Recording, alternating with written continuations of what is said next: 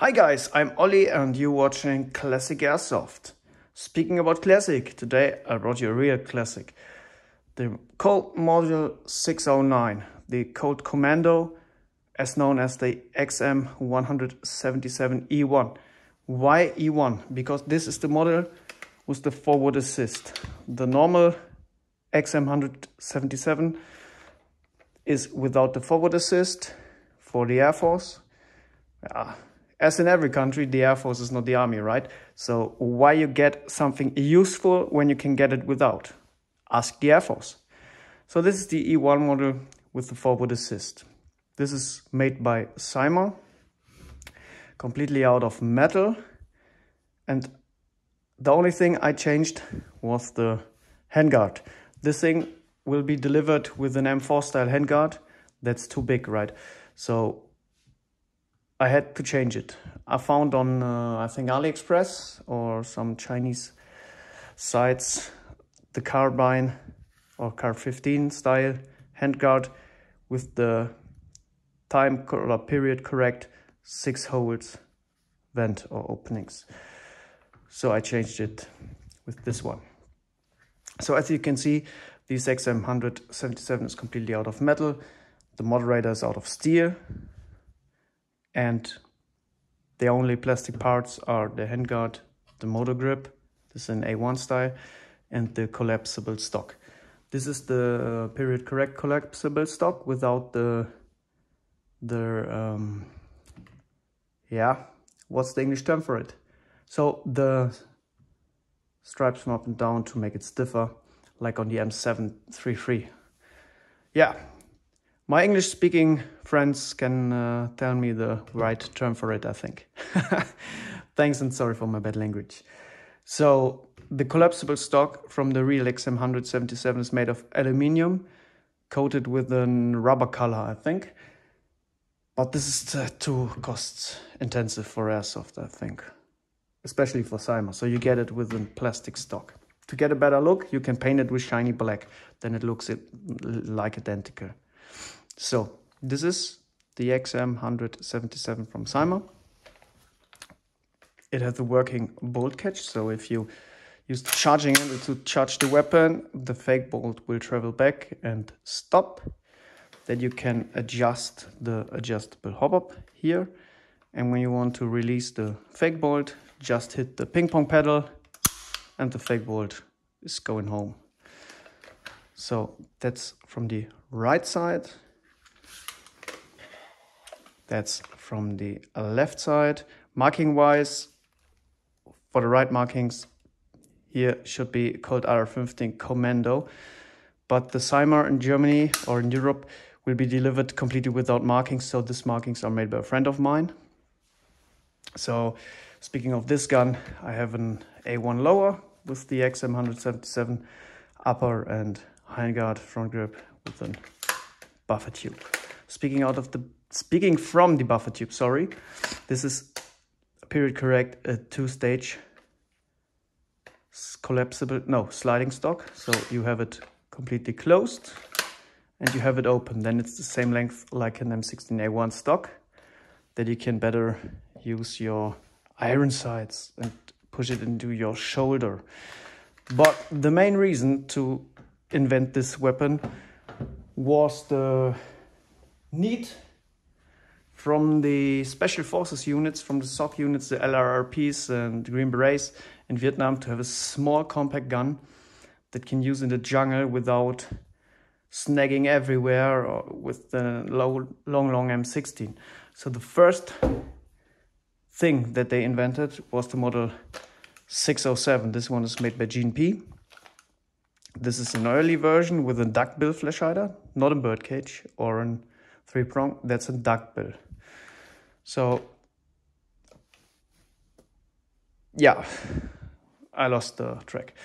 So they shortened an M16A1 handguard, shortened the outer barrel, and invented the collapsible stock. So this is a shortened M16A1 stock. They get some special features in it.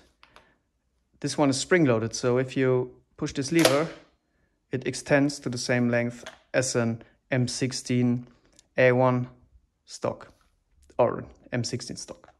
Then you can push it in your shoulder and have the right eye relief.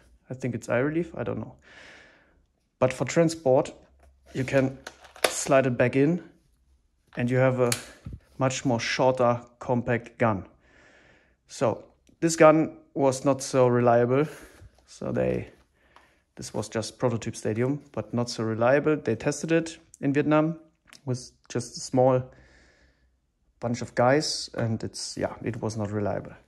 So they worked on it, and that was the follow-up model, the 609, with a much cheaper to produce slidable stock.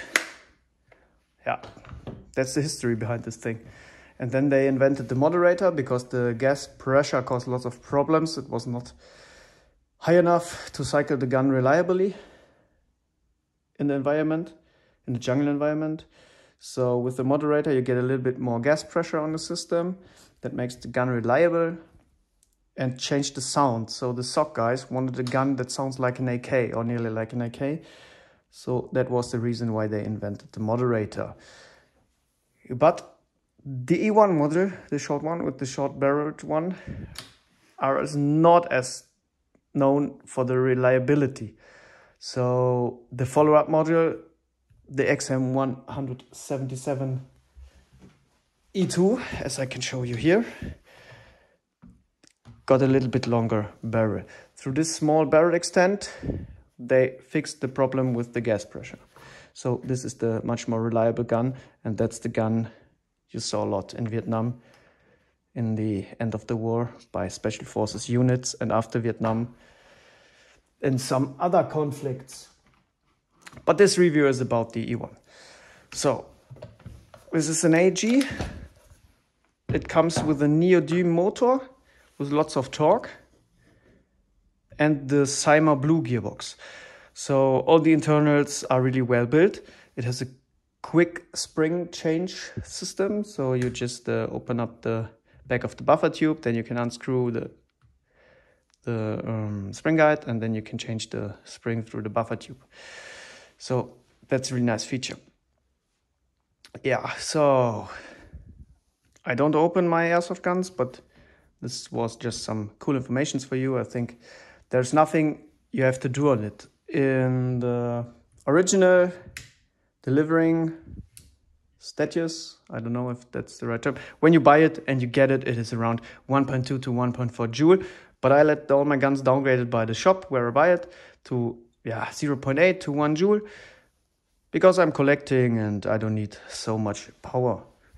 Yeah, speaking out of power, the battery space in the Car 15 handguard or in the slim carbine handguard is really limited.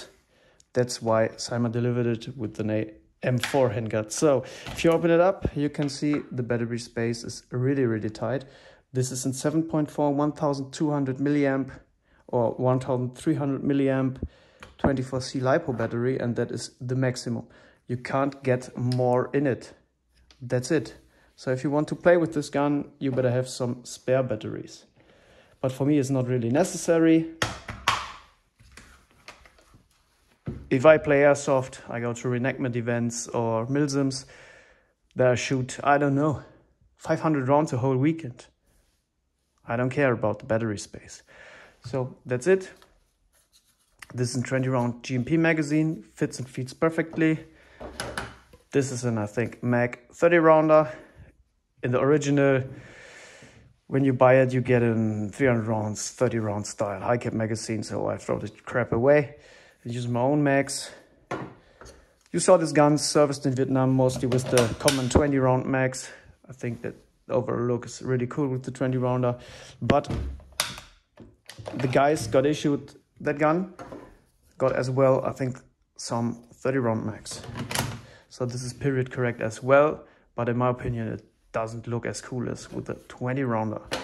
So let's chrono that thing and see how the system runs. So as told you, this gun is downgraded. Fill up the magazine with some 0.20 gram BBs. Then I take my safety glasses and a chronograph. Here we have the thing. let's see how consistent this gun shoots. Oh, what's going on here? I have to go back to the other. Ah, there it is. 293? No, 39. 293.8, 299, 294.4, 291.2, 293.2, 276.6, 292.1, 292.5. As you can see, is really consistent. The one with 260 was because I hit the plastic from the chronograph. But here are the chrono readings. As you can see, it's really consistent. If you're interested in an XM177E1, just go for the Cyma. There's nothing you can make wrong with the decision to buy one. So now I show you some shooting footage. Thanks for watching. Bye-bye.